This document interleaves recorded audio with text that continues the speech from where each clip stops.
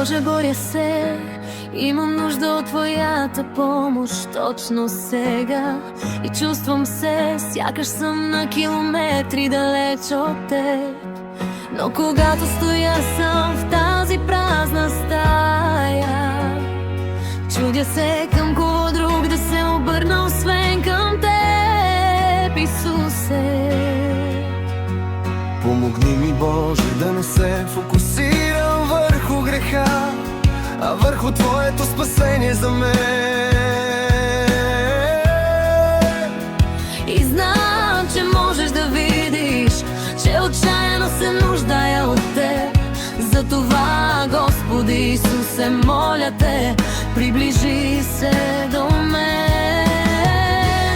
Имам нужда от напомняне, че винаги ме обичаш, дори да съм съгрешил пред Теб и дори да Те предадох. Никога не ме остави, никога не ме остави, никога не ме остави, дори да чувствах, че не съм достоен за Теб. Никога не ме остави, дори когато бях далеч от Теб, Ти продължаваш да живееш в мен. И от сега нататък ще ценя Твоята благодат, както никога до сега. Защото сега знам защо никога не ме пускаш, и знам, че само съм допуснал брега. Но искам да се доближа още повече до сърцето Ти.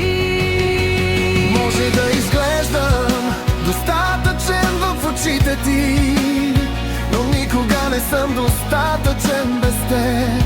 Ще се чувствам сякаш нещо липсва и ще се чувствам празен, и Ти все още ще ми даваш изобилие от любов. Защото Никога не ме остави, никога не ме остави, дори да в трудни моменти. Никога не ме остави, никога не ме остави, дори когато не бях отдаден на Теб.